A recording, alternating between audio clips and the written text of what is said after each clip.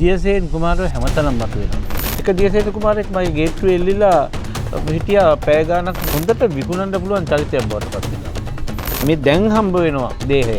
හෙට පෙන්නනවා දේහය කියලා කතා කරපු අයද ආගියතක් නැහැ. සමහරවිට දැකලා ඇති දියසේන කුමාරයා කවුරුවත් නෙවෙයි කන්දේක මහත්තයා කියලා දාලා තියෙනවා මම දැක්කා. මම දියසේන කුමාරයා වෙන්න නම් තව අවුරුදු 40ක් යන්න එපා. මම විශ්වාස කරනවා ඔබතුමා යම් කිසි විදියකට දෙයක් හංගාගෙන කතා කරන්නේ. මේ පාලනය සඳහා හවුල් වෙච්ච පවුලක දියසේන කුමාරයා නැති බව බොහොම පැහැදිලියි. අනික් ප්‍රතංග වල ඉන්නේ එකම ජාතිය හරහා. මේ ග්‍රහලෝකවල අමුතු හැසිරීමක් දකින්න ලැබෙනවා, පෙනෙනවා ඒ 2031.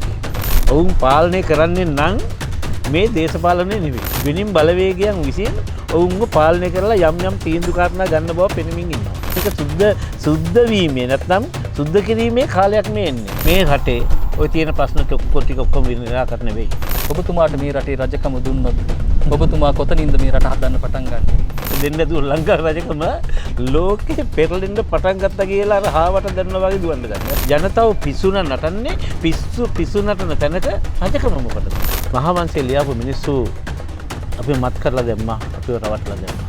පිරිසුදු බුද්ධාගම තිබුණ මේ රටේ ඒ බුදුදහම වෙන භාෂාවකට පරිවර්තනය කරලා අපේ පොත් ටික පුච්චලා දාලා ගියා.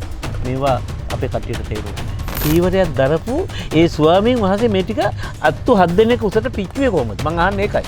ඒ පිච්චුවේ බණ පොත් නෙවෙයිද? ඒ හින්දා මේ ඉතිහාසය නැවත හදාරන්න ඕනේ. මොන තරම් ලැජ්ජ නැති විදියට මේක නින්දාවට පත් කරපු ඉතිහාසයක්ද මේ අපි කරගන්න දගලන්නේ. මහා වංශය කියන්නේ මේ තමයි ආක්‍රමණය. ඉන්දියානු ආක්‍රමණය. ඉන්දියාව කීප සැරයක් ආක්‍රමණය කළා. ශ්‍රේෂ්ඨ ශිෂ්ටාචාරයක් වලලලා ඉවරලා හංගලා ඉවරලා කරන මේ අපරාධය නම් වලක්වන්න. පෘථිවියේ මිනිස්සුන්ට තව වයස තියෙන අවුරුදු 500යි.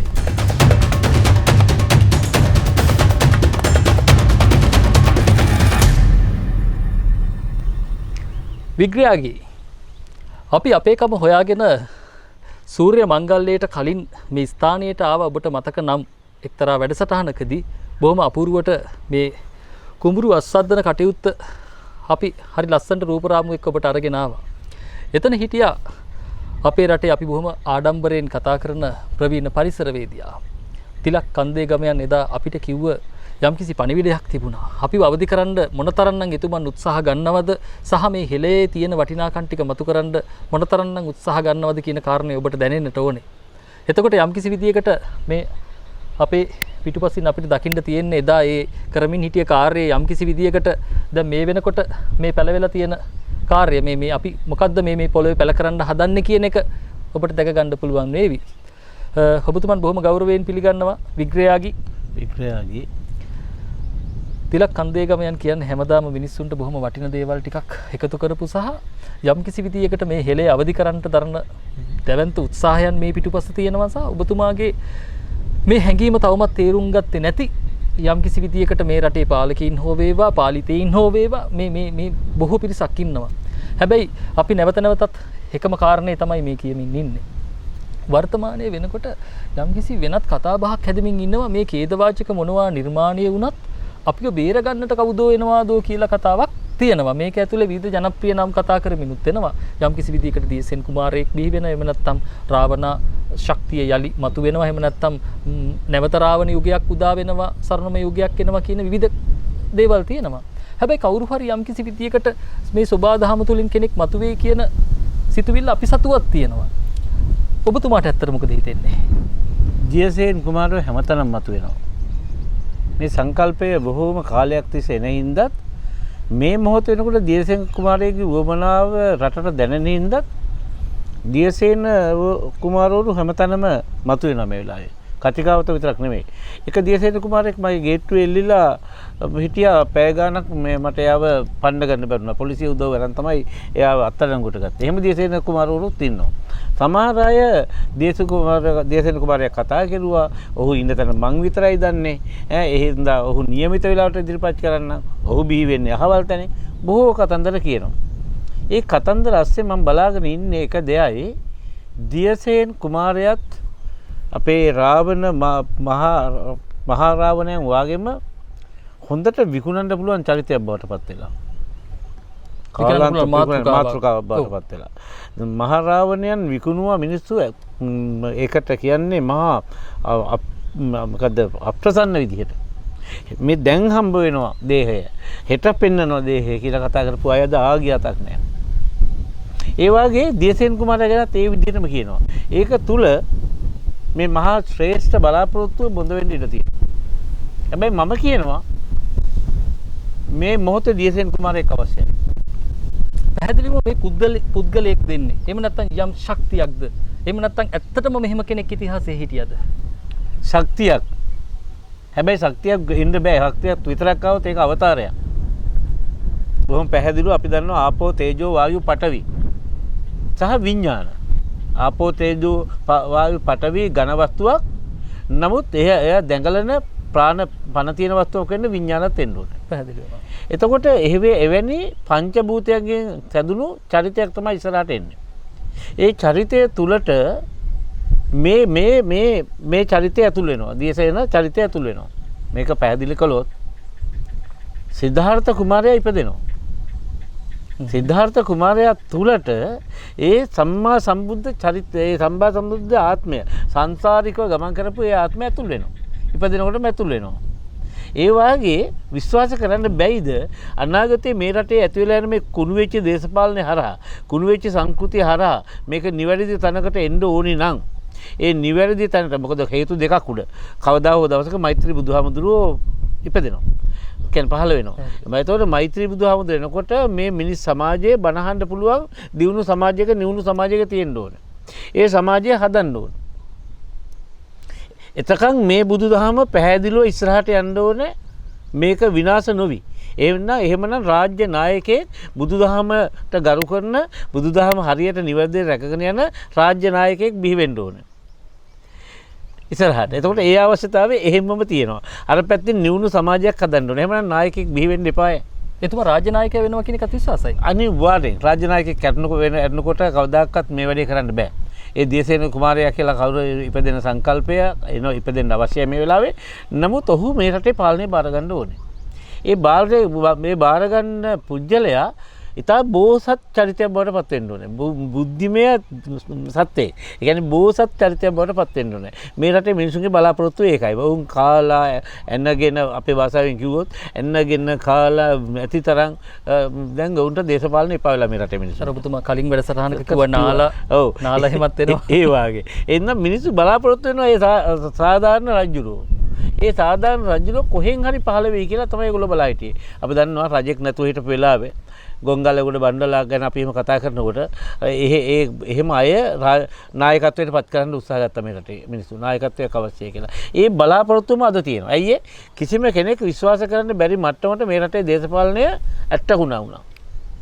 ඒ හින්දා කවදා හරි මේ පුණ්‍යවන්ත රට නියම තැනට ගන්න නායකයෙක් බිහි වෙයි කියලා. ඒ නායකත්වය තමයි දියසේන සංකල්පය ඇතුළු කරන්නේ දැන්. මං හිතන්නේ මෙතන බොහොම වැදගත් කාරණා ටිකක් තියෙනවා. අපි හරි පරිස්සමෙන් මේක කියවා ගන්නට ඕනේ. අපි මේ කතා කරමින් ඉන්නේ මේ සමාජයේ විවිධ පුද්ගලයන් අපි දකිනවා මේ මමයි දියසෙන් නොකියා කියන පුද්ගලයන් ඕනෑ තරම් ඉන්නවා. කියන පුද්ගලිනුත් ඕනෑ තරම් ඉන්නවා. යම් කිසි විදියකට ඥාති බලවේගත් එක්ක කටයුතු කරන යම් පිරිස් මේ දේවල් වලින් අපි දැක්ක වෙසක් පොයේ දවස්වලත් යම් කිසි විදියකට යම් හැසිරීම් ටිකක් අපි දැක්කා. එතකොට මේ වේ තුලේ උන්ට මේ චරිතය ආරූඪ කරගන්න දරපු උත්සාහිනුත් ඕනෑ තරම් දැක්කා. එතකොට මේක ඇතුලේ යම්කිසි හානියකුත් අපි දකිනවා මේ දේවල් ඇතුලේ යම්කිසි බුලා කිරීමේ ආත්මය ඔවුන්ව මේ කොහෙටද තල්ලු කරගෙන යන එක සහ ඔවුන් වටා ලොකු පිරිසක් එකතු වෙනවා. එතකොට එතන යම්කිසි විදියකට හානිදායක තත්ත්වයකට නිර්මාණය වෙනවා. අරාජික තත්ත්වයකුත් වෙනවා රටේ. ඒ කාර්යය හින්දා මට දියසේන කුමාරයා හඳුනගත්ත මිනිස්සු කොච්චර දෝ කට්ටිය කතා කරලා තියෙනවා. දියසේන කුමාරයා අපි ගාව ඉන්නවා. ඔබතුමා අපිත් එක්ක එන්න ඕනේ. එහෙම කතා කරන අය ඉන්නවා. සමහරවිට දැකලා ඇති දියසේන කුමාරයා කවුරුවත් නෙවෙයි කන්දේක මහත්තයා කියලා දාලා තියෙනවා මම දැක්කා. එහෙම දාලා තියෙනවා. එතකොට මම දියසේන කුමාරයා වෙන්න නම් තව අවුරුදු 40ක් යන්න එපායි. හේතුව මම 40 නෙවෙයි 50ක් යන්න ඕනේ. ඒ කියන්නේ මම තව 20කින් මැරෙනවා. ඊට පස්සේ මම නැවත ඉපදිලා මේ රටේ පාලනය බාර ගන්න තරම් දැනට එන්න නම් මම අවුරුදු 30ක් ඒ ආත්මෙත් ගත කරන්න ඕනේ. එතන 30යි මෙතන 20යි 50කින් එහා පැත්ත තමයි එහෙම මම දියසේන කුමාරයා වුණොත් බිහි වෙන්නේ. හරිද? එතකොට මම දන්න හොඳටම මට තියෙන්නේ දියසේන කුමාරයාගේ ඇගලා රට පාලනය කිරීම වුණා නෙවෙයි. රට නිවැරදි තැනට ගෙනිය ගන්න ඕනේ මාතෘකා මිනිස්සු අතාරින මාතෘකා නැවත සවිබල ගන්නමින් අනාගතයේ පහළ වෙන රජෙක් වෙනුවෙන් නිවැරදි රජෙක් වෙනුවෙන් අවශ්‍ය සමාජය හදන එක. ඒක තමයි එච්චරයි මගේ කාරණා වෙන මොකුත් නෙවෙයි. හොඳයි. ඒ ටික හරි පැහැදිලි. අපි මේ එන්න යන්නේ බොහොම වටින තැනකට. මේක අවධානයෙන් අහගෙන ඉන්න. යම් කිසි විදියකට අනාගතයේ දවසක පිටසක් වලින් පවා අපිට යම් ප්‍රහාරයක් එල්ලවීම මේ පෘථුවියට යම් බලපෑමක් එල්ලවීමට නියමිතයි සහ මේ තියෙන සටන් එහෙම නැත්නම් මේ ඛේදවාචක ජය ගන්න නම් ඌ මහා ශක්තිමත් කෙනෙක් විය යුතුමයි. යම් කිසි විදියකට මහා ප්‍රඥාවන්තයෙක්ද විය යුතුමයි. දහම තුල යම් විදියකට පිහිටා ඉන්නත් ඕනේ. එතකොට මේ ප්‍රඥාව ගැන අපිට යම් කිසි විදියකට අදහසක් ගන්නට පුළුවනි. එතකොට දැනුමෙන් පිරිච්ච මේ පුද්ගලයාගේ ගති ලක්ෂණ ටික මොන වගේ වේවිද? කොහොමද ඌ දැනුමෙන් සන්නද්ධ එහෙම කෙනෙක් වෙයිද කියන එක පොඩි අදහසක් ගන්න පුළුවන්ද? ඔව්. ඔහු ශ්‍රී ලංකාවේ මිනිසෙක් හැටියට ඉපදෙනකොට ශ්‍රී ලංකාවේ තියෙන ලක්ෂණ තමයි ඔහු ගාව තියෙන්න ඕනේ. පැහැදිලිව. ඒ කියන්නේ ශ්‍රී ලංකාවේ මිනිහගේ සාමාන්‍ය උස අඩි 5 යඟල් 2කට වැඩි ස්වරූපයක් තියෙනවා. එතකොට සාමාන්‍යයෙන් එතනින් එහා පැත්තේ යන අය කවදාවත් අඩි 7ක් වෙන්නේ නැහැ. සාමාන්‍ය අඩි 6කට පල්ලෙයා පහමාර විතර වෙන පුජ්‍යලයක් තමයි ඔය මගේ හිතේ ඇඳෙන රූපය. හැබැයි ඒ පුජ්‍යලයා බිහි වෙන්නේ ධර්මිෂ්ඨ සමාජයක. කවදාකවත් ඔය ජනාකීර්ණ සමාජයක නම් බිහි වෙන්න බෑ. මුල ඉඳලම ඔහුට බිහි වෙන්න ඔහුට පසුබිම තියදෙන්න තියෙන නිවුණු ධර්මිෂ්ඨ සමාජයක. එහෙම තැනක් තියෙන තැනක අපි කියමු අනුරාධපුර වුණත් කලබලකාරී. දකුණ වුණත් කලබලකාරී. මහනුවර කලබලකාරී නැහැ. මධ්‍යම කඳුකරේ කලබලකාරී නැහැ. එතකොට එහෙම තැනකින් මේ පුජ්‍යලයා බිහි වෙයි දුව කියලා කීතුනොත් නිකන් මම හිතනවා මට මේ ඒක මේ එහෙම නොකරන එක මට සැකයක් නෙවෙයි. එහෙම වෙන්න පුළුවන්. සමා වෙන්න මේ මම ඔබතුමාට බාධා කරනවා. මෙතනින් ඔබතුමාට පැනලා යන්න දෙන්න විදියක් නැහැ. මම විශ්වාස කරනවා ඔබතුමා යම් කිසි විදියකට දෙයක් හංගාගෙන කතා කරන්න කියලා. ඔබතුමාට ඉංගියක් පළ වෙලා තියෙනවද කවුරු හරි කෙනෙක් ගැන? නැහැ. එහෙම ඉංගියක් නැහැ. ඇත්තම සිද්ධියක් තමයි මම කියන්නේ. නමුත් මම මිනිස්සුන්ගේ ගතිගුණ දිහා බලනවා. කොහේ ගියත් මම මේ මිනිස්සුන්ගේ හැසිරීම ගැන බලනවා. හැසිරීම බලව රාජ්‍ය පවුල් වල ඉන්න මිනිස්සුන්ගේ හැසිරීම බලනවා. ඇහැට පේන තෙක් මානක මේ පාලනය සඳහා හවුල් වෙච්ච පවුලක දියසේන කුමාරයන් නැති බව බොහොම පැහැදිලිව මම කියනවා. ඔව් ඒක අපිට හරි පැහැදිලි. මේ යන දේවල් ටික ගත්තට පස්සේ මේක ඇතුලේ යම් කිසි විදියකට ඔබතුමාගේ ප්‍රාර්ථනාවක් හරි තියෙනවද? එහෙම නැත්නම් අපි මේ ඔබතුමා මේ කියන කාලවකාණු ටික ගන්නකොට මේ කවුරු හෝ මේ පුද්ගලයා මේ වෙනකොට බිහි වෙලා තියෙන්න ඕනේ. යම් කිසි විදියකට ගමනක් ඇවිල්ලා යම් තැනක ඔහු ඉන්නවා පැහැදිලිවම. ඔව් 2031ට මම සීමාවක් ගහලා තියෙනවා. මම කියනවා 2031න් එහා පැත්තේ මේ රට නිවැරදි තැනකට එනවා කියලා. එන්න පටන් ගන්නවා කියලා. මම එහෙම කියන්නේ මං ඉගෙන ගත්ත හදාරමින් තියෙන එක්තරා ශාස්ත්‍රයක තියෙන මේ සලකුණු ඔස්සේ ගිය ගමනකින්. ඒ කියන්නේ තාරකා විද්‍යාව හරහා. තාරකා විද්‍යාව තාරකාවන්ගේ පෙළ ගැහිම සහ සියල්ල ගණනය කරලා ඒ සඳහා ඍෂිවරු දුන්න මඟ පෙන්වීම ඔස්සේ යනකොට මට නැවතත් මේ ග්‍රහලෝකවල අමුතු හැසිරීමක් දකින්න ලැබෙනවා පෙනෙනවා ඒ 2031. ඒක පැහැදිලි. ඒ 2031 ඒ හැසිරීමත් එක්කලා එතෙන්ද තමයි මේ රට හැඩ ගහන්නේ කියලා. ඒ හැඩ ගහන්න එතෙන්දක මේ රට හැඩ ගහන්න ආපු නායකයෝ ටිකක් මේ රජය තුලත් ඉන්නවා. ඔවුන් පාලනය කරන්නේ නම් මේ දේශපාලනය නෙවෙයි. වෙනින් බලවේගයන් විසින් ඔවුන්ව පාලනය කරලා යම් තීන්දුව කාරණා ගන්න බව පෙනෙමින් ඉන්නවා. දැන් ඒද ඔවුන් පසුබිම හදන්නේ ඒ රාජ්‍ය පාලනයටම තමයි. එඳ 2030කින් පස්සේ එන රාජ්‍ය පාලනයක් එනවා. ඒ පාලනයට අවශ්‍ය පසුබිම හදන්න මේ 225 ඇස්සේ සමහර අය හැසිරෙන ආකාරය දිහා බලා හිටපුවම ඔබතුමාට පුදුම වෙන දෙයක් නෑ ඒකේ. සමහර අය පිස්සු වගේ හැසිරෙන්නෙත් ඒකට. සමහර අය බුද්ධිමත් වගේ හැසිරෙන්නෙත් ඒකට. ඒ සිද්ධිය තුළ ඇතිවෙන ප්‍රතිඵලය තමයි ඒ යම් කිසි කට්ටිය පාර්ලිමේන්තුව තුළ කලබගෑනියක් ඇති කරන්නේ. ඒ කලබල ගතිය ඇති කෙරුවේ නැත්නම් එහෙම ඒ මොහොතේ අර පසුබිම හදාගන්න බෑ. අනිවාර්යයෙන්ම ඒක තමයි මේ සිද්ධ වෙන්නේ. ඒ හින්දා මේක සුද්ධ වීමේ නැත්නම් සුද්ධ කිරීමේ කාලයක් මේ එන්නේ. 2031 වෙනකොට මේ රටේ ওই තියෙන ප්‍රශ්න ටික ඔක්කොම නිරාකරණය වෙයි.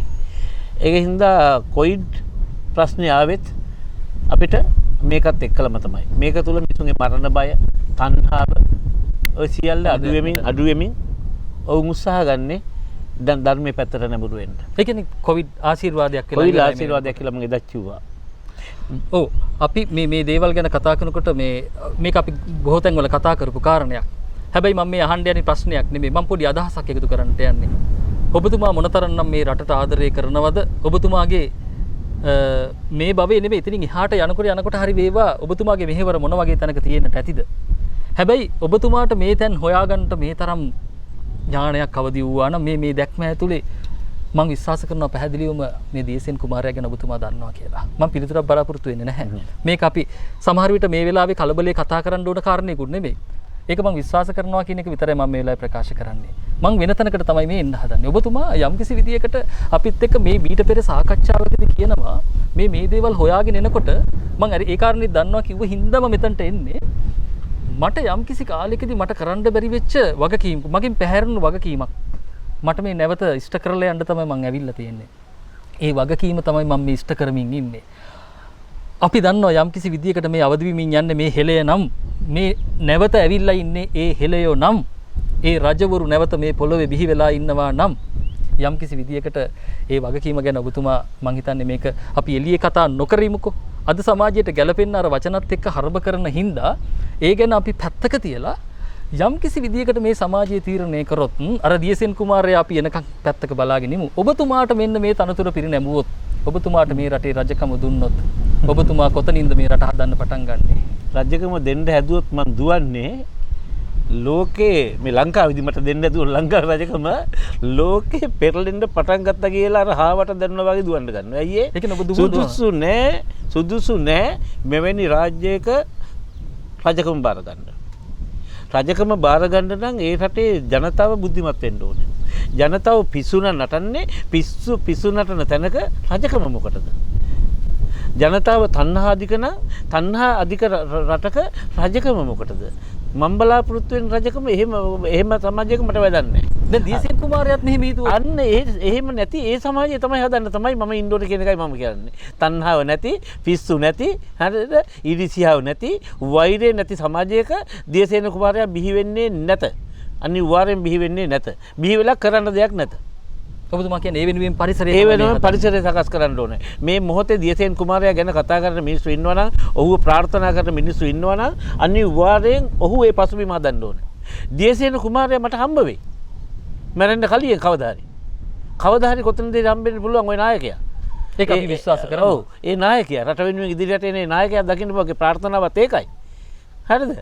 ඔහු දියසේන නමින් නැතුව ඇති. වෙන නමකින් ඇති. ඒ නායකත්වයේ ඉස්සර බිහි වෙන අනාගතේ මම මැරෙන්න කලින් හරි දකින්න මට පුළුවන් වෙයි කියලා විශ්වාස කරනවා. ඒ නායකත්වය මම ප්‍රාර්ථනා කරන්නේ. ඒ නායකත්වය වෙනුවෙන් තමයි කුහක සමාජය වෙනස් කරමින් නිවැරදි තැනකට ගන්න මම මේ උත්සාහ ගන්නෙ.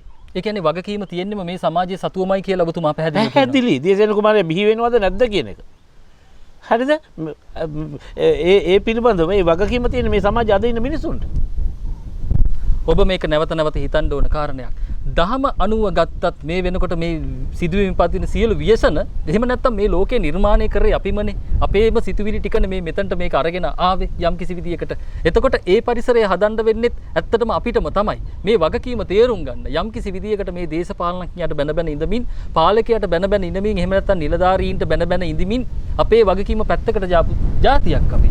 එහෙම තැනකදී මේ දේ උදා වෙන්නේ නැහැ. යම් කිසි විදියකට මම ඔබතුමාගේ ප්‍රශ්නේ මගදී ඔබතුමාට තේරුණාද කියලා මන් දන්නේ නැහැ. අහපු ප්‍රශ්නේ කරකෝලා වංගුවක් දාලා රවුමින් ගිහිල්ලා වෙන තැනකින් පැන්නේ මං ගාව උත්තර නැති හින්දා නෙවෙයි. මේ தત્ත්වය පැහැදිලි කරගන්න අවශ්‍ය පසුබිමක් දන්නයි මම ඒක කළේ. ඒ හින්දායි මං කිව්වා. ඔබතුමා අහුව ප්‍රශ්නේ තමයි මට රජකම හම්බුනොත් මම මොකද කරන්නේ කියලා. ඔව්. අනිවාර්යෙන් රජකම හම්බෙන්නේ මට නෙමෙයි. රජකම ගන්න එකට කරන්න දෙයක් තියෙනවා.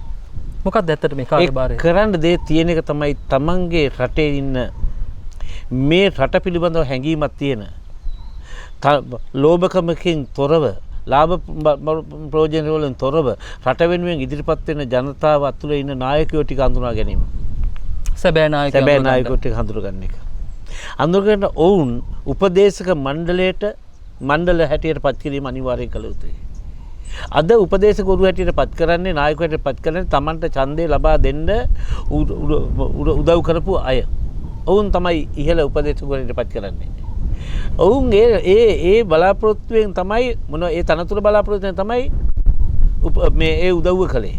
ඒක තුල ඒ රාජ්‍ය නායකයාට සිද්ධ වෙනවා නොගැලපෙන මිනිස්සු නොගැලපෙන තැන්වල තියෙන රට පල්ලෙහාට කඩා වැටෙනවා. මේ වෙනකොට සිද්ධ වෙන්නේ ඒක. එහෙනම් පළවෙනියෙන් කරන්න තියෙන්නේ මේ රටට ආදරය කරන මිනිස්සු එකතු කරලා එක පේලියකට ගන්න. ඒක රාජ්‍ය 나යකයා කළ යුතු වැඩක්. මම රජකම ගත්තා නම් මම හොයන්නේ අන්නේ කට්ටිය. පළවෙනි කාරණාව. ඒ අය කවුද කියලා හඳුනගෙන තියෙන්න ඕනේ. ඔහු ඒ වෙනුවට කවුද මේ වැඩේ කරන්න පුළුවන් එක්කෙනා කියලා. ඔහුට බාර දෙන්න ඕනේ.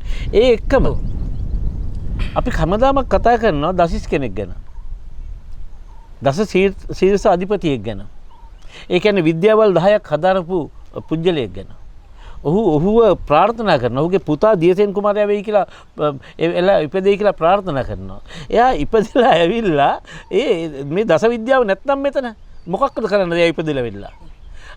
අද ඒ ඉන්ද්‍රජිත් කුමාරයා ඉපදලා ඇවිල්ලා එනකොට මේ දස විද්‍යාව නැහැ. ඒක අතුරුදහන් වෙලා. එහෙනම් දස විද්‍යාව රැකගන්න එපා.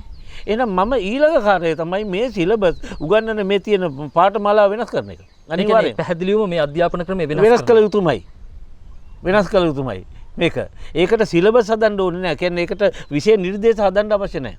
රටට ගැලපෙන වැඩපිළිවෙලකට අවශ්‍ය පුහුණු වීම දීම පමණයි කළ යුත්තේ. ඒ කියන්නේ මේ දැන් තියෙන එක අප්සෙට් කියන එක ඔබතුමා ඒ කියන්නේ මේක සම්පූර්ණ මහා ගැලපෙන්නේ නැති අධ්‍යාපන ක්‍රමයක් කියන එක පිළිගන්නවා. මේ වෙනකොට හදන්නේ වහල්ලු නිර්මාණය කිරීමේ අධ්‍යාපන ක්‍රමයක්. අධ්‍යාපන ක්‍රමයේ තුලම වුන් වහල් වෙලා. ඔවුන්ට උගන්වලා විශ්වවිද්‍යාලයට ගිහිල්ලා විශ්වවිද්‍යාලයෙන් උපාධියක් අරන් එළියට එන බහින ළමයා ඒ අධ්‍යාපනයේ වහලෙක් වෙලා. ඔහුට එතනින් එහා දන්නේ නැහැ කිසිම ප්‍රශ්නකට උත්තරයක් දෙන්න. ඇයි? ඔහුට උගන්වලා තියෙන දේට තමයි ගලපන්නේ ප්‍රශ්නයක් ආපුවම. නමුත් ඔකේ උත්තරේ තියෙන්නේ සමාජයේ. සමාජයේ තියෙන උත්තරේ ගන්න ඔහු සමාජයෙන් වෙන් කරලා ඉවරයි. ඒ කොහොමද ඔහු ප්‍රඥෙක් වෙන්නේ? ඔහු කාබන් කොපියක්. ඒ කාබන් කොපිය හැදුවේ කොහෙන්ද? සුද්ධ හදාපු අධ්‍යාපන ක්‍රමයේ මේ රටේ ක්‍රියාත්මක වෙන්නේ. ඒක වටහා ගත්තද මේ රටේ රාජ්‍ය නායකයෝ? මුල ඉඳලා මේ වැරද්ද කරගෙන යනවා. ඒ වැරද්ද දිගටම කරනවා. දැන් මේ ඔබතුමා මේ රජ වෙන කතාව පැත්තක තියලා මට ආයෙ අර මුල ප්‍රශ්නෙට යන්න වෙනවා. යම්කිසි විදියකට නැවත අර මේ ඔය දසිස් කතාව සහ ඉන්ද්‍රජිත් කුමාරයා ගැන එකපාරම ආවා මේ ඊළඟ එන දියසෙන් කුමාරයාත් එක්ක. ඒ සම්බන්ධය මොකද්ද? මම මවිතයටපත් වෙනවා. මට වෙලාවකට දුක හිතෙනවා. එක්තරා කාරණයක් හින්දා. මවිතයටපත් වෙන්නේ කොයිතරම්නම් ලොකු විද්‍යාවක් මේ හෙළ දිව නැත්තම් මේ අද වර්තමාන ශ්‍රී ලංකාවේ තිබිලා තියෙනවද කියලා දැනෙනකොට. ඒ විද්‍යාව ටිකක් හරි ඇහිඳගෙන සමාජගත කරලා මට යන්න තියෙන කාලේ මදි කියලා ප්‍රමාණවත් නැහැ කියලා හිතනවා. මට දුක හිතෙනවා. ওই කාරණා දෙක තියෙනවා. මම කොහොම පැහැදිලිව දන්නවා මම තව අවුරුදු 20කට වැඩි ජීවත් වෙන්න නැති බව. ඒකෙදි මම මේ හොයන්න ඕනේ දැනුම්ටි සම්භාරය හොයලා මේක පැහැදිලි කරලා අද විද්‍යාවට ගලපලා හරි පැහැදිලි කරනවා. විද්‍යාවෙන් කිව්වොත් තමයි තේරෙන්නේ. එහෙම නැතුව තේරෙන්නේ නැහැ.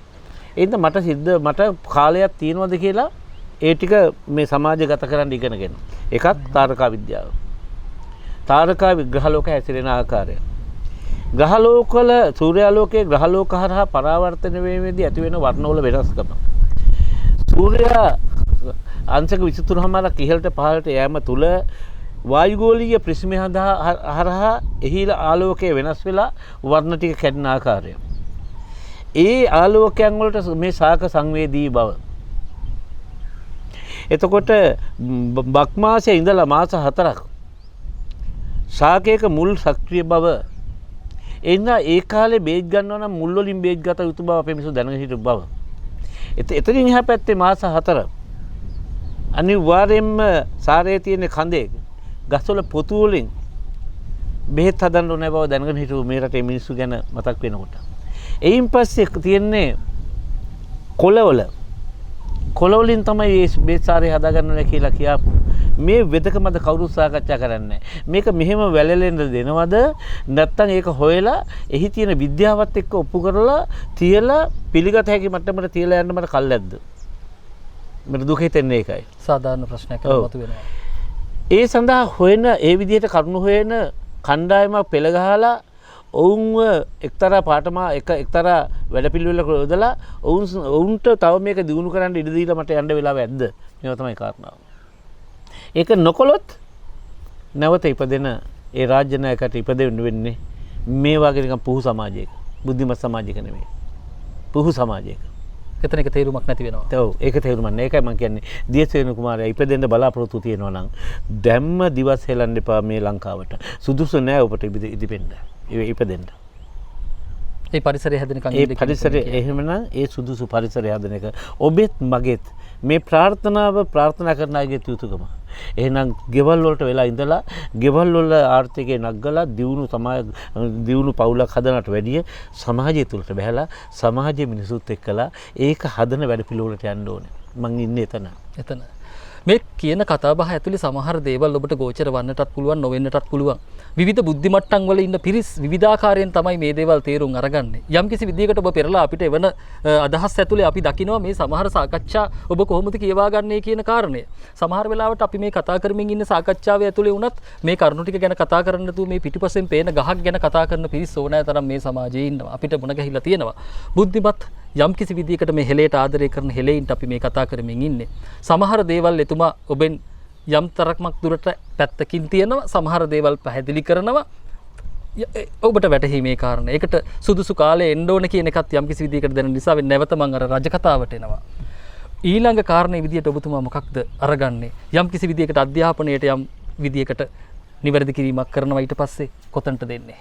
පුංචි කාලේ මතකද තාත්තලා හරක් බඳිනවා. අපිට බඳින්න හරකෙක් නැහැ. පොල් පිටෙන් හරකෙක් කපාගෙන අපි බැඳලා ඉස්කෝලේ ගිහිල්ලා හවසට එයා අරගෙන ඇවිල්ලා බඳිනවා. හරක අපේ ප්‍රධාන සංස්කෘතියේ ප්‍රධාන ලක්ෂණයක් වුණා. ඒ හරකුන්ගෙන් ශ්‍රී ලංකාවේ හිටපු හරක් වර්ග දෙකයි හිටියේ. එකක් වගුරු මී හරකා. මිනිස්සු ආශ්‍රය හිටපු සතුන්ගේ. අනිත් එක කෙනා හෙළ හරකා. එළ හරකා නෙමෙයි හෙළ හරකා. අපි අර කියන්නේ බටු හරකා කියලාද? බටු හරකට මම අහනවා කෝ තක්කාලි හරකා. කෝ මිරිස් හරකා. මේ බටු තක්කාලි වගේ එහෙම නම් තියෙන එක නෙමෙයි අපේ හිටියේ හෙළ හරකා. හෙළ හරකා කියන්නේ මේ දේශගුණයට ගැලපෙන කිලිතුල් වගේ වහන්න නැති අපිට උදව් කරන්න පුළුවන් කුඹුරේදී ට්‍රැක්ටර් විනෝඩ පාවිච්චි කරන්න පුළුවන් හරකේ සාමාන්‍ය කිලෝ 8ක් විතර කාපුවම ඇති අනකොලත් අරකට ජීවත් වෙන්න. ඒගොල්ලෝ පැහැදිලිව එහෙම කොට්ටාසයක්. ඒ කොට්ටාසය හොයාගෙන මම මේ සමකේ දිගේ ගමන් කරපු එක්කෙනෙක්. එතකොට ඒ සමකයේ නියමිත වර්ණයක් නැති කළු සුදු රතු කලවමේ මිශ්‍රය නැත්නම් තනි පාට තියෙන හරක් ඉන්නේ මේ සමකයේ මේ පටියේ විතරයි. අනික් ප්‍රතංග වල ඉන්නේ එකම જાතිය හරක්. ප්ලීසියන් නම් ප්ලීසියන්, ජර්සි නම් ජර්සි එහෙම. නමුත් අපේ මේ ගැන මේ වැඩේට ආපු මේ හරක් හැදීම පිළිබඳව ආපු ඒ කියන්නේ පසු ඇමතිවරයාට තිබුණාද මේ පිළිබඳ අවබෝධයක්? එහෙම අවබෝධයක් යන්තම් හරි තිබ්බනම් දවසකට කිලෝ 60ක් කන්න ප්‍රීසියන් හරක ලංකාවට උරතු නැති හරක මෙහාට ගෙනෙයිද? ඒ හරක් වැඩේ කරයිද? ඔබතුමා මේ නොකිය හරකා හඳුනා ගන්න කියන එක කියනවද මෙතනදී? සමහර විට මොකද මගේ අතිජාත මිත්‍රයෙක් බොහොම අමාරුවෙන් එතුමා මමත් බලපෑම් කරලා තමයි පාර්ලිමේන්තුවට යවුවේ. හැබැයි මේ අතිජාත මිත්‍රයාටත් ඔබතුමාවත් ඇරිලා. ඇයි එහෙම තැනකට මේපත් වෙන්නේ? ඒක ජාතිය කරුණ මිසක මගේ කරුණ නෙමෙයි. ඒ නිසා ඔබතුමා අර එක තැනකදී අපිට කියන්නේ යම්කිසි විදියකට මේ දේවල් ඇත්තටම දැනෙන තරුණයෙක් ඉන්නවා නම් ඔහු පාර්ලිමේන්තුවට යවන්න එපා කියලා. මම කියන්නේ ඒකයි. ඔහු එතෙන්දි පෙළ ගැහෙන්නේ මේ තියෙන ජරා ජීර්ණ වෙච්ච දේශපාලනයටමයි. ඒ කියන්නේ මේ මඩවලට බැස්සොත් ඔවුන් එතන අනිවාර්යයෙන්ම ඒ සංස්කෘතිය ඇතුලේ තමයි ජීවත් වෙන්නේ. බොහොම පැහැදිලි ඒක තුල. එක්තරා මොහොතක මේ රටේ කුසිකර්ම ඇමතිවරයා මගේ අතිජාත මිත්‍ර ඇමතිවරයෙක් වර්තමානයේ එයා මේ රටේ ඉහළ මට්ටමක ඉන්න කෙනෙක්. ඔහු මගේ මිත්‍රයෙක් විතර නෙමෙයි මගේ නිරන්තරයෙන් මට කතා කරලා මේ මෑතත් කතා කරලා සමහරවල් මගේ උපදෙස් ගන්නවා. නියෝජ්‍ය ඇමතිවරයා මගේ සහෝදරයා. සහෝදරයා කියන්නේ ඔහු ලංකා සමාජ පක්ෂයේ. ඒ දෙන්නම මගෙන් උත්සාහය ගත්තේ නැහැ මගෙන් ප්‍රයෝජනය ගන්න. කනකාටුවක්. ඇයි මේ සමාජ ක්‍රමයේ තියෙන වැරද්ද? මේ සමාජ ක්‍රමයේ තියෙන වැරද්ද. ඒකයි මම කියන්නේ කිසිම තරුණයෙක් මේ මොහොතේ පාර්ලිමේන්තුවට යවලා බොඳ කරන්න සුදුසු නැහැ. ඔහුට ක්‍රියාත්මක වෙන්න බෑ. එහෙනම් ඔහු ඉන්න ඕනේ මේ සාමාන්‍ය මිනිස්සු ඉන්න මට්ටමේ. ඒ මට්ටමේ ඉඳගෙන ඔහුගේ ජාතික මෙහෙවර කරන්න ඕනේ. මම අවුරුදු මන් දන්නේ මගේ ගෙදර නාවල පිටියේ තියෙන්නේ. මම ගෙදර ගිය කාලයක් මතක නැහැ. ඇයි ඒ ගෙදරටම ගිහිල්ලා ගෙදරම බලාගෙන ඉන්නවද? ඒක දිනු කරනවද මගේ දැනුමෙන්? එහෙම නැත්නම් මේ දැනුම සමාජගත කරන්න සමාජය තුල ඉන්නවද කියන කාරණාව නිරන්තරයෙන් මගේ හිතේ වද දෙන එක. මේ පොදු මිනිසා කියන සංකල්පය. පොදු මිනිසා කියන සංකල්පය. ඒක තුලයි මම ඉන්නේ. ඒකයි මම කියන්නේ හැම මොහොතෙම මේ රටේ තිබුණේ දස විද්‍යාව හදාරන්න මට වෙලාව මදි. නමුත් දස විද්‍යාවක් තිබුණව පැහැදිලි කරමින් එවැනි විද්‍යාඥයෝ ලංකාවේ ඉන්න බව පෙන්නමින් ඔවුන්ව ඉස්සරහට අරගෙන ඔවුන් දියුණු කිරීමේ වැඩපිළිවෙලකට යා යුතු ගමනේ මමත් එක තැනක ඉන්නවා කියන කාරණාවයි මම දන්නේ. ඒ හින්දා මේ රටේ සුද්ධා තහනම් කරන්න උත්සාහ ගත්ත එහෙම නැත්නම් ජාතික බලවේගය නැවත අපි ගොඩනගා ගන්න ඕනේ. අංගම්පොර කියන සටන් කලාව අද පුහුණු කරමින් ඉන්න හැමතැනම. ඔහු ඒ අංගම්පොර සටන් කලාව විතරයි පුහුණු කරන්නේ. නමුත් ඒ අංගම්පොර සටන් කලාව පුහුණු කිරීමේදී මීට වැඩිය දේවල් අවශ්‍ය බව මම තේරුම් ගන්නවා මම එකතු කරන වෙනත් විද්‍යාවල් හරහා. අංගම්පොර සටන් කලාවේදී මේ ඔහුගේ ඇඟේ තියෙන ශක්තිය මදි ඔහුට ඒ පහර දීම සහ ඒතික කරන්න. ඔහු විශ්ව ශක්තියෙන් ගත යුතුයි ඇඟට. විශ්ව ශක්තියෙන් ඇඟට ගැනීම සඳහා ඔහු භාවනා කළ යුතුයි. භාවනාවේදී ඔහු පිරමීඩයක් ලෙස සිරුරු සකස් කළ ගත යුතුමයි. එසේ සකස් කිරීමේදී පිරමීඩය අංග සම්පූර්ණ වෙන්න ඔහුගේ කොණ්ඩේ කපන්න නැතුව කොණ්ඩේ උඩින් ගැට ගසා ගත යුතුමයි. එසේ කළ එක්කෙනෙකුට විතරයි අංගම්පොර සටන් කලාවට අවශ්‍ය ශක්තියින් ඇඟට ඇතුල් කරගන්න පුළුවන් වෙන්නේ. මවිතයට පත් වෙනවා මම එක්තරා මොහොතක පිටකොටුවේ දකිනවා මම රූපවාහිනියක පිටකොටුවේ තරනකොට එළවා පහර දෙනවා. ඒ මොහොතේ එළවා පහර දෙනවා. ඒ පහර දෙන මිනිහා පහර දෙන්නෙම මූණට. ඒ පහර දෙන්නේ බිම ඉඳලා කකුලෙන්. ඒ පහර දීම ගහන්න බෑ ගුරුලාඩි සටන් කලාව හදාරපු නැති කෙනෙකුට.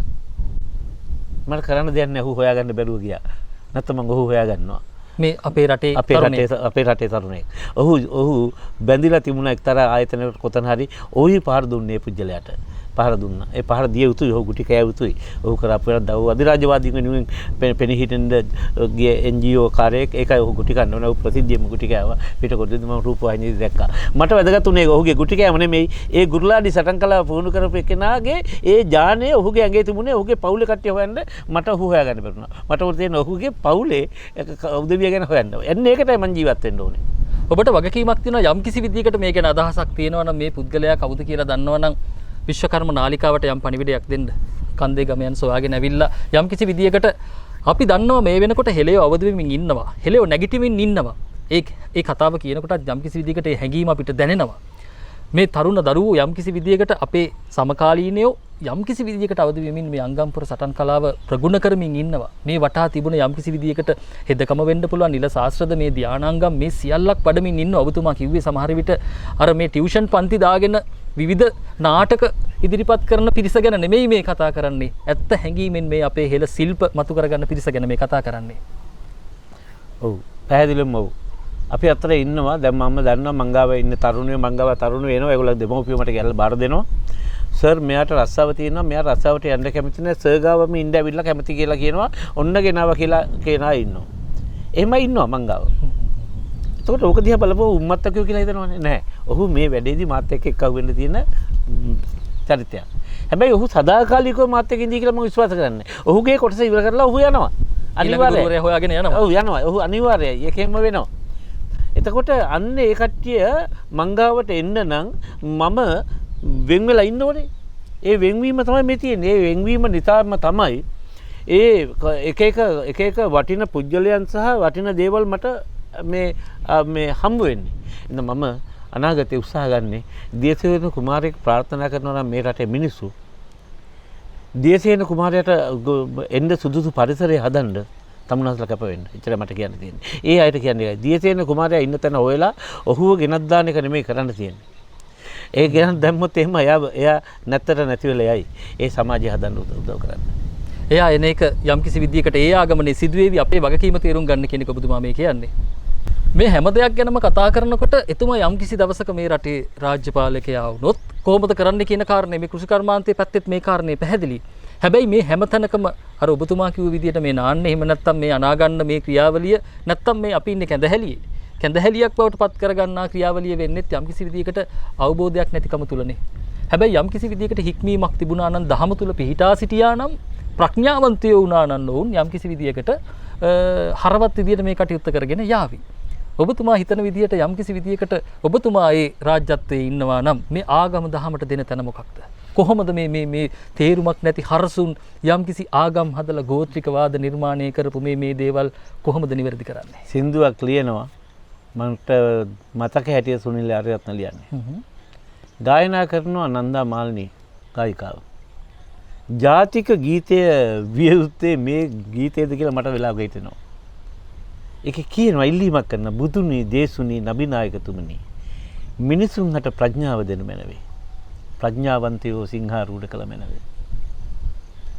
එහෙමනම් අපේ යුතුයකම අපි ඉල්ලන්නේ බුදුහාමුදුරන්ගේ යේසුස් වහන්සේගේ නබිනායකතුමනි තුමාගෙන් ප්‍රඥාවන්තයෝ බිහි කරන්න.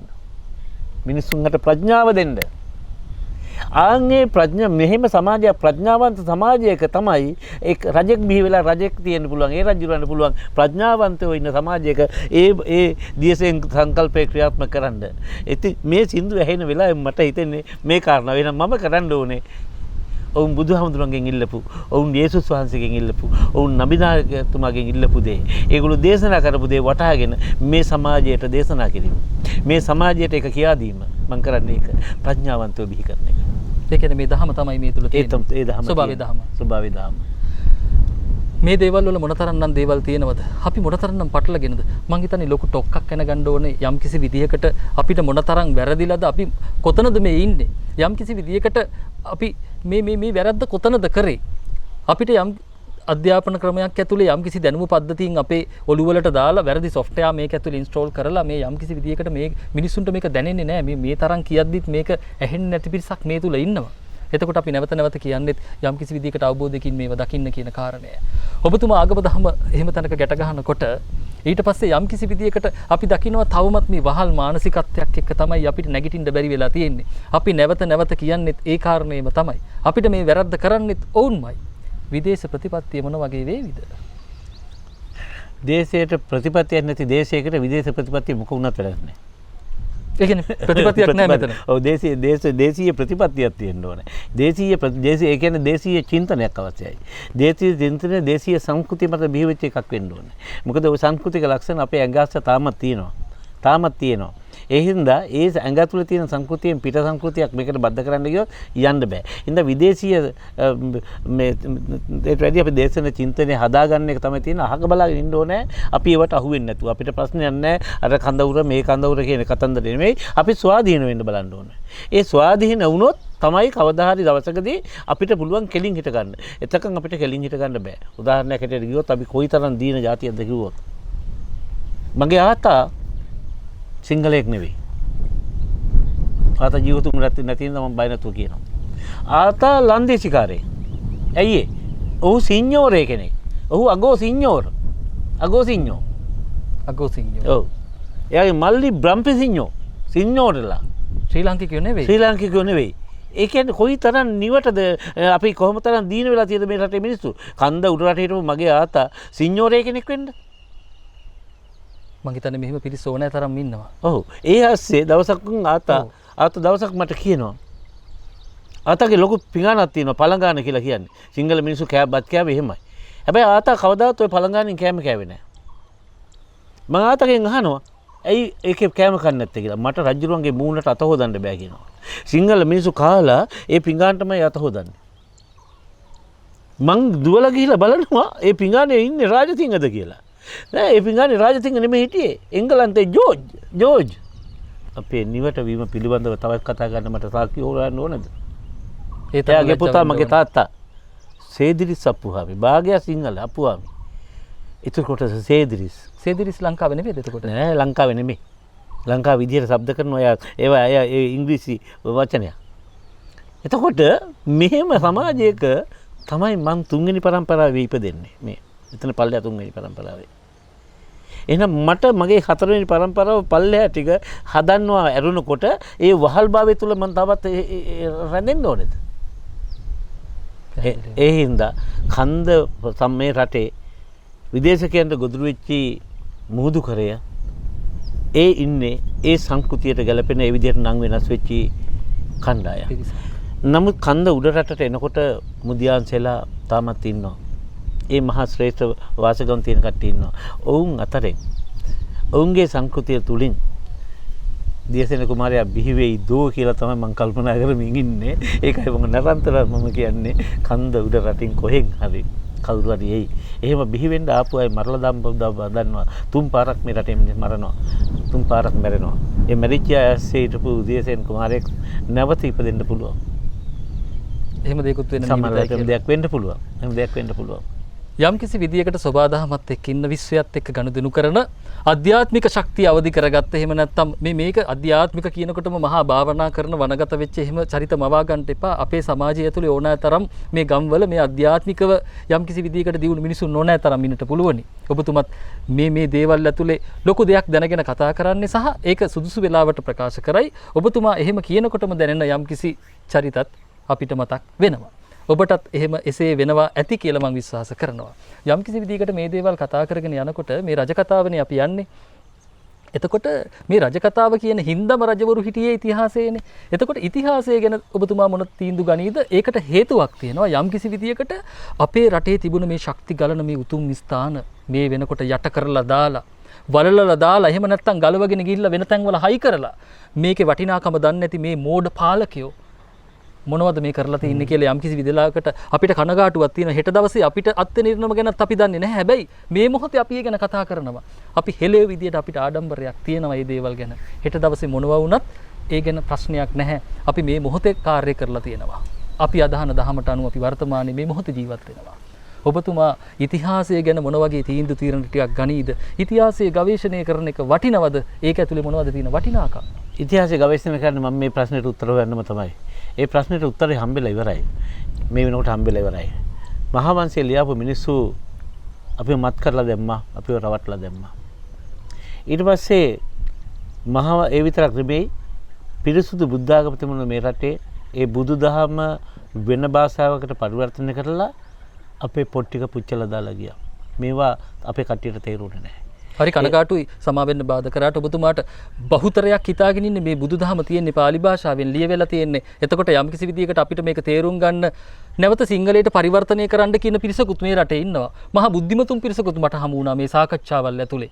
යම් කිසි විදියකට අපේ භාෂාවෙන් තිබුණ දේවල් නේද පෙරලා වුන් මේ පාලියට පරිවර්තනය කරගෙන මේ විද්‍යාව නැටුවේ කියන එක යම් කිසි විදියකට මට එකතු කරන්න හිතුණා. සමාවෙන්න බාධා කරාට. කිසි ප්‍රශ්නයක් නැහැ. අසරණයි මම මේ සිද්ධියේදී. අසරණයි. බොහෝ අය මගෙන් අහනවා බුදුහාමුදුරු ඉපදුනේ ලංකාවේද? ඉන්දියාවේ. තවත් ගැතුමකට යන්න මුල පුරන්න මට උවමනාවක් නැහැ. මම මග අරිනවා සමහර තැන්වලදී. ඒ මග අරින තැන මම කියන්නේ මට බුදුදහම මිසක ඒ බුදුහාමුදුරු සිද්ධාර්ථ ඉපදුන තැන මට අදාළ නැහැ කියලා. නමුත් කිව්වා මම ඉස්සලා කියපු ඔක්කොම ඉවර වෙනවා. මට තේරෙනවා එක දෙයක්. මාගදී භාෂාව සිංහල භාෂාවේ මුල් භාෂාවල එකක්ද? මෙච්චර මම ඒ භාෂාවට ලැබියයි. මෙච්චර දේවල් ලැබියයි. මොකක්ද හේතුව? මෙවැනි කාරණා එනකොට තමයි මට හිතෙන්නේ මේ අපේ භාෂාවෙන් ලියලා ශ්‍රී ලාංකීය භාෂාවකින් ලියලා තිබුණු පොත් ටික පුච්චලා දැම්මේ කොහොමද? ඇයි පුච්චලා දැම්මේ කියන එකත් බණ පොතක් නෙවෙයි බණ පදයක් තියෙන පොතක් පුච්ච කන්න කොන්ද පණ තියෙන මිනිස්සු කියන්නේ කොන්ද එහෙම මිනිස්සු මේ රටේ නැහැ. ඒක කුලේ උසලා ගහකින් තියලා යනවා. එහෙමනම් චීවරයක් දරපු ඒ ස්වාමීන් වහන්සේ මේ ටික අත්තු 7 දෙනෙක් උසට පිච්චුවේ කොහොමද? මං අහන්නේ ඒකයි. එතන කොහොමද මේ පැහැදිලි? කොහෙද? එහෙනම් බුද්ධ ගෝස හාමුදුරුවෝ කරේ තියාගෙන ඉන්න මිනිස්සුන්ගෙන් මං අහනවා. ඒ පිච්චුවේ බණපොත් නෙවෙයිද? ඇයි ඒක පිච්චුවේ? කොපි කරගෙන ගියාට කමන්නේ පිච්චුවේ ඇයි? යටි වෙන දෙයක් තිබුණා මේක ඇස්සේ. ඒ හින්දා මේ ඉතිහාසය නැවත හදාරන්න ඕනේ. හදාරන්න ඕනේ. බය නැතුව බහින්න ඕනේ මේක හදාරන්න. ඒකට සිංහින්ද අර ඉන්දියාවේ අර මේ කොහෙද වංගදේ වගුරටේ අර ඉපදිච්චි හස්තියාදු ගහන කාන්තාවක් කැලේට ගිහිල්ලා සිංහයෙක් එක්ක අහුවෙලා අය ආපු ගමන ප්‍රතික්ෂේප කරන්න ඕනේ. ඒ සිංහල නෙවෙයි ඒක.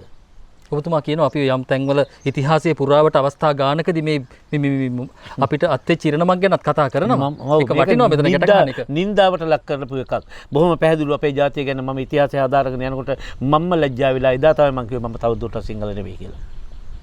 ඒ තරමට නින්දාවට. ඒකේ තියෙන්නේ අපේ මිත්තනිය වගුරටේ ඉපදෙන්නේ රජපෞලේ නිමිති බලපුවාම මෙයා සිංහෙක් එක්ක සම්බන්ධ වෙනවා කියලා කියනවා. ඒ හින්දා රජපැදුරු පවුලෙන් අතහරිනවා මෙයා. පළවෙනි නින්දාව තිබුණ එතන. ඉඳන් නිදහසේ රජපෞල හැදෙන මේ කාන්තාව පැනලා යනවා රෑ වැඩට යන මේ මිනිස්සුත් එක්කලා මුදලාල්ලත් එක්කලා තව ලංකාරොත් එක්කලා දෙවෙනි නින්දාව. කැලෑවට ගිහපුවම කැලෑවේදී සිංහෙක් හම්බ වෙනවා. අනිත් කට්ටිය ඔක්කොම දුවනවා. මෙයා සිංහයත් එක්ක කැලෑවට යනවා ඊළඟ නින්දාව. ඒ සිංහයත් එක්ක ඉඳලා හම්බ වෙනවා ළමයි දෙන්නෙක්. සිංහ බාහු සහ සිංහ සීවලී. ඒ දෙන්නගෙන් සිංහ බාහු තාත්තා මරනවා. ඒ ඊළඟ නින්දාව පීතෘඝාතකේ. ඒ විතරක් නෙමෙයි ඔහු නංගිව කසාද බඳිනවා ඊළඟ නින්දාව. ඒ ජෝඩුවකින් හම්බ වෙනවා ළමයි දෙන්න 24 දෙනෙක්. ඒකෙන් පළවෙනි එක්කෙනා විජය දාමරිකයෙක්. දාමරිකයෙක් ඔහු. ඒ දාමරිකකම ඒ ඊළඟ නින්දාව. ඒ දාමරිකකම හින්දා යා රටින් පන්නනවා. ඒ ඊළඟ නින්දාව. ඒ රටින් පන්නපු එකනා ලංකාවට එනවා. ලංකාවට ඇවිල්ලා ලංකාවේ කාන්තාව රවටනවා ඊළඟ නින්දාව. ලංකාවේ කාන්තාව රවටලා රජකම ගන්නවා ඊළඟ නින්දාව. ඒ රජකම අරගෙන මේ කාන්තාව පන්නනවා ඊළඟ නින්දාව. ඒ කාන්තාවගේ ළමයි දෙන්න අයියයි නංගි කසාද බඳිනවා.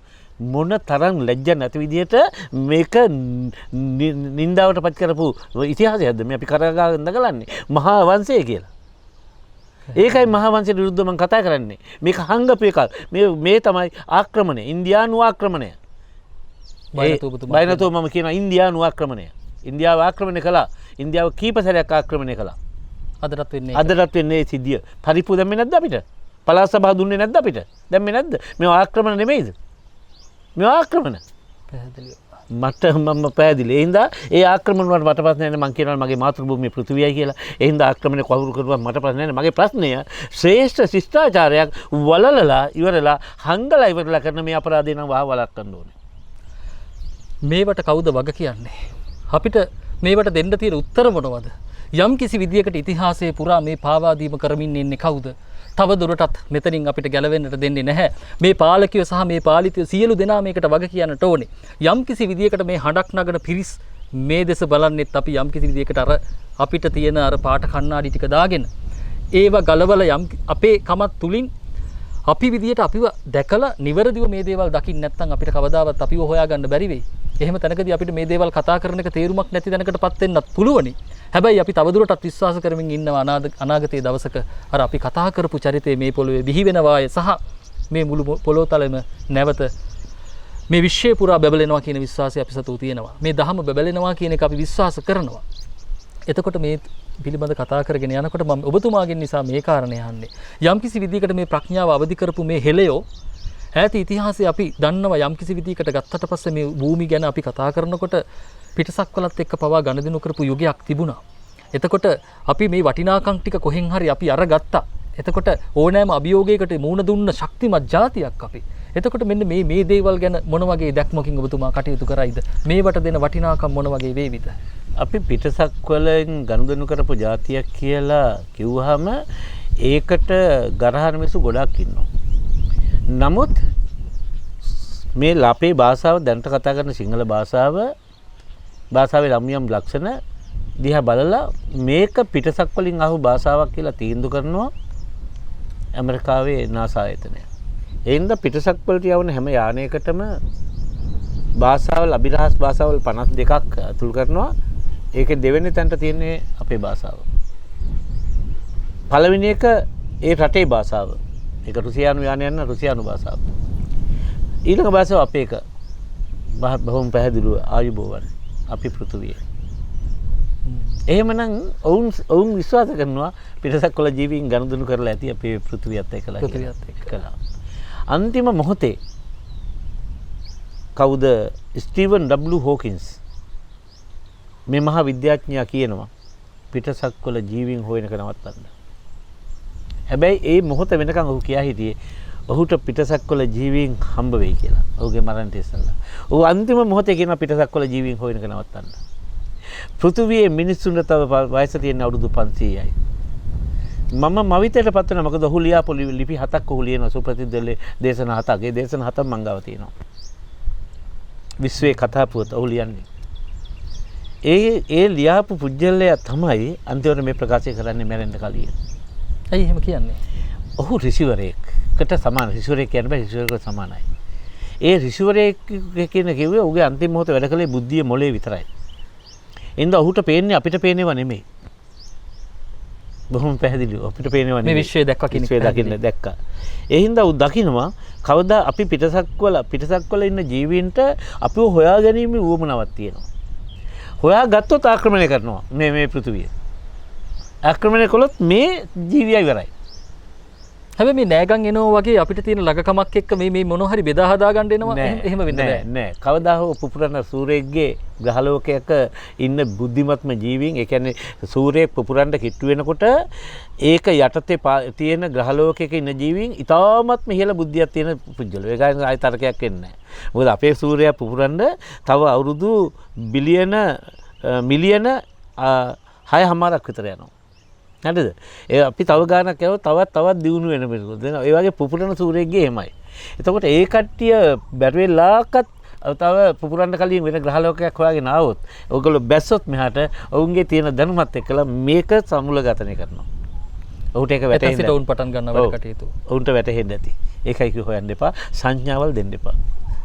දෙක පරිස්සම් වෙන්න. දෙක තමයි අවුරුදු 500යි මම පෘථිවියේ මිනිසුන්ගේ වයස. මට හේතුවක් හොයාගන්න බැරුව ගියා. ග්‍රහලෝකයක් වදින්න බෑ. එහෙම නැත්නම් අපේ සූර්යයාගේ පුපුරා යන්න ඕනේ. සූර්යයා පුපුරා යන්න බෑ, තව වයස තියෙනවා. තාම හීලියම් තියෙනවා. එතකොට කොහොමද මේක වෙන්නේ? එච්චර ලොකු විද්‍යාවක් අපි ගාව නැහැ. රට පෘථිවිය විනාශ කරන්න තරම් නිර්මාණයක් තව. එහෙමනම් වෛරසයක්ද? හැඩ ගැහි මූණ දෙන්න පුළුවන් වෛරසයක්ද? මිනිසාට පරාද කරන්න බැරි වෛරසයක්ද? මිනිසාට හම්බෙන වෛරසය පරාද කරන්න පුළුවන්.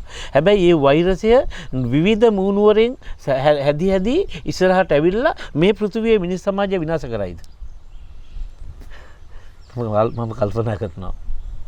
මම හිතන්නේ හිතන්න දෙයක් එතන තියෙනවා. මම කල්පනා කරනවා. අපිට නැවත හිතන්න දේවල් මේ ඇතුලේ තියෙන්නේ. අපි මේ මොහොතේ තියෙන සමාජයේ මේ සමහර කතාබස් අපි කතා කරන්නට උත්සාහ කරන්නේ නැහැ. සමහර සංස්කෘතීන් අපිට නොගැලපෙන දේවල්, අපේ ශරීරගත කරන දේවල්, මේවා නීරස මාතෘකා වෙලා අපි කොයිතරම් හඬගා කිව්වත් මේවට ඔබ සවන් දෙනවද කියන ප්‍රශ්නේ තියෙනවා. එතකොට මේ මෙතුමා කියන කාරණයක් එක්කත් යම්කිසි විදියකට එකට ගැට ගැහෙනවා. මේ ඇතුලේ අර හැමදාම කියනවා වගේ තිලක් කන්දේගමයන් එක්ක මේ සාකච්ඡාව කරගෙන යද්දී මේ ප්‍රවීණ පරිසරවේදියාත් එක්ක අපි මේ කරන කතාබහ මොනතරම්නම් වටිනවද? මේකට ඔබ සවන් දෙනවද? මේ දේවල් ඇතුලේ අපිට බොහෝ දේවල් තියෙනවා ඉගෙන ගන්නට. මේ සාකච්ඡාව නවත්තන්න තැනක් මට හොයාගන්න බෑ. තව දුරටත් මං අසමත්. අවසාන වශයෙන් මේ මම ඔබතුමාගෙන් අහනවා යම්කිසි ප්‍රශ්නයක් මේ සියල්ල සිදුවීමින් පවතිද්දී ඔබතුමා රජෙක් විදියට ඒ කාරණා කරගෙනත් යද්දී අපේ මුතුන් මිත්තෝ හෙළයෝ යම්කිසි විදියකට නැවතත් තවමත් මේ මතු කර ගැනීමක් උදෙසා මේ වටිනාකම් ටික රැකගන්න, අපේ උරුමයන් රැකගන්න ඔවුන් දිවි හිමියෙන් කටයුතු කරනවා ඇති කියලා යම්කිසි විදියකට දැනෙනවා. මේ වෙල්යාය මැද මේ අපි ඉන්නකොට මේ ඈතින් ඇහෙන මේ දෝංකාරය ඔවුන්ගේද කියලා වෙලාවකට අපිට හිතෙනවා. මේ ජලධාරා ඇතුලේ අතීතයේ ඕනෑ තරම් පරිසර වේදීන් මේ ගැන කතා කරලා තියෙනවා. මේ අපේ මුතුන් මිත්තන්ගේ දේවල් නේද? අපිට මේවා රැකගන්න බැරි නම් අපි මේ මොනවද කරමින් ඉන්නේ? ඔවුන් මේ තරම් නිර්මාණ කරා, විස්මිත නිර්මාණ කරා. හැබැයි අපිට ඒ නිර්මාණ කරන එක පැත්තක තියමු. එහෙම තැනකට අපිට එන්න බෑ. මේ යෝධ වැව් හදන තැනකට අපිට එන්න බැරි වෙලා තියෙනවා, අසමත් වෙලා තියෙනවා. හැබැයි ඔවුන් මේ කරපු ටිකව රැකගන්න බැරි જાතියක් බවට පත් වෙලා. අපිට නොපෙනෙන ඉඳගෙන ඔවුන් මේ කරන කාර්යය ගැන ඔබතුමාට වචනයක් කියන්නට ඇති. ඔබට මට මේ හැමෝටම මේ දේවල් කරන්න මහා යෝධ ශක්තියක් දෙන්නේ ඔවුන්. මම මාස මං හිතන්නේ 6ක් නෑ මෙහාට ඇවිල්ලා. ඇවිල්ලා නෙවෙයි මව ගෙනත් දාලා. එක්කගෙන ඇවිල්ලා. කිසිම බලයක් නැති පුජ්‍යලෙක් හැටියට මෙහාට ආවේ. එඳ බොහෝ බලවන්තු මාව පාගගෙන ඉස්සරහට යන්න උත්සාහ ගත්තා. බොහෝ බලවන්තු. නමුත් ඒ බලය සේරම දුර්වල වෙමින් ලැබිය යුතු බලය මට ලැබෙන්න පටන් ගත්තා.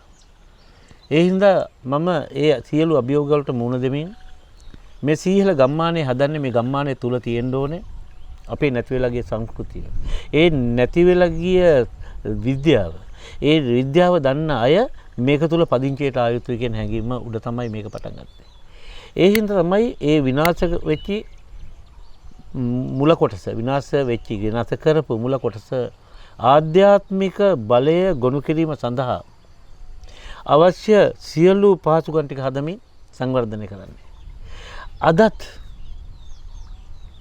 උයන්වත්ත ප්‍රදේශයේ ලංකාවේ මහා සංඝ නායක ස්වාමීන් වහන්සේ නමක් ඊයරෑ වැඩම කරනවා.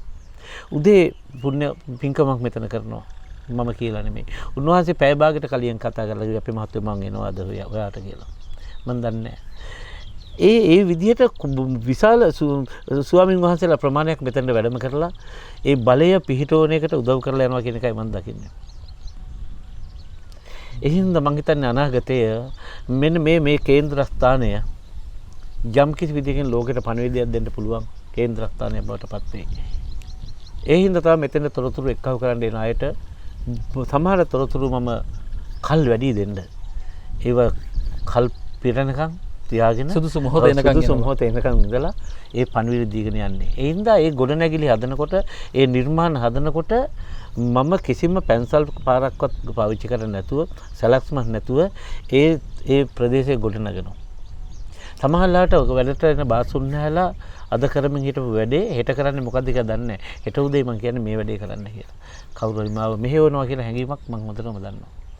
කිසිම ප්‍රශ්නයක් නැහැ මට උදේ වෙනකොට. හවසට ප්‍රශ්න තියෙනවා. නමුත් ඒ හවසට යන ප්‍රශ්න ටික උදේ වෙනකොට මම ඇහැරනකොට निराකරණය වෙලා ඉවරයි. ඊට ඉස්සෙල්ලා ඒකට කරන්න ඕන දේ මම නිින්ද යන්න ඉස්සෙල්ලා මට පණිවිඩය හම්බෙනවා කියන්නේ හිතිලා ඉවරයි. මේකයි උකට කරන්න ඕනේ කියලා. ඒ කියන්නේ පණිවිඩය හම්බෙනවනේ. හිතිලා ඉවරයි. මං හිතන්නේ මීට එහාට මේ සාකච්ඡාව ගෙනියට මං සූදානම් වෙන්නේ නැහැ. එතුම බොහොම වෙහෙස මහන්සි වෙලා මේ කරන කාර්යය ඇතුලේ මේ ටික ප්‍රමාණවත් කියලා මට හිතෙනවා. තව බොහෝ දේවල් තියෙනවා කතා කරන්නට. මේ හුළඟ මේ පරිසරය මේ වෙල්යාය අපිට කියන කතාවක් තියෙනවා. මේ හඬට ඔබ සවන් දෙනවා නම් අපේ මුතුන් මිත්තෝ කතා කරන ඔබට ඇහි. මේක තමයි ඇත්ත කතාව. මේ කතාව ඇතුලේ තව ගොඩාක් කතාවල් තියෙනවා. මං හිතන්නේ මං වැරදි නැහැ.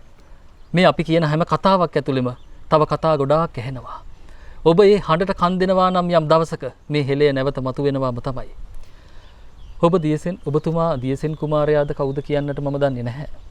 හැබැයි මම විශ්වාස කරනවා මම මේ කතා කරේ මේ සාකච්ඡාව කරේ දියසෙන් කුමාරවරයෙක් එක්ක කියලා. එවැනි ශක්තියක් එක්ක මේ කතා කරේ කියලා. අපි තමයි මේ රටේ මේ පොළොවේ අපිට දැනෙන අපිට හැඟෙන සෝබාදහමි මිනිසා ඔබතුමාම තමයි. එහෙනම් අවසරයි සමුගන්න ආයිබුවන් කියලා අවසර දෙනවා වික්‍රයාගේ. ඔබතුමන්ට නිරෝගී සුව දීර්ඝායුෂ ප්‍රාර්ථනා කරනවා. මේ හෙළය වෙනුවෙන් මේ අපේකම මතු කරගන්නට යම් කිසි විදිහකට මේ දියසෙන් කුමාරයා හෝ වේවා මේ බේරා ගන්නට එන පුද්ගලයා ගැලවුම් කරුවා පහළ වෙන දවසටත් අපිට ආඩම්බරයෙන් කතා කරන්න අවස්ථාව ලැබෙනවා කියන එක අපි විශ්වාස කරනවා. ඒ හැඟීමත් එක්ක සමුගන්නවා. ඔබට සුබ දවසක් ප්‍රාර්ථනා කරනවා. යහපත් හෙට දවසක්. නැවත මේ කතාවල් අහන්න. මේවා ඇතුලේ තියෙන්නේ අපේකම. අපි මේ උත්සාහ කරන්නේ යම් කිසි විදිහකට ඒ දේවල් මතු කරගන්න. අපිට මෙතනදී මේක අතහැරුණොත් නැවත අපිට මේක මතු කරගන්න අවස්ථාවක් උදා වෙන්නේ නැහැ. අපිට අපිව අහිමි වෙනවාමයි. තීරණය ඔබ සතුයි. ඔබට යහපත් හෙට දවසක් උදා වේවා.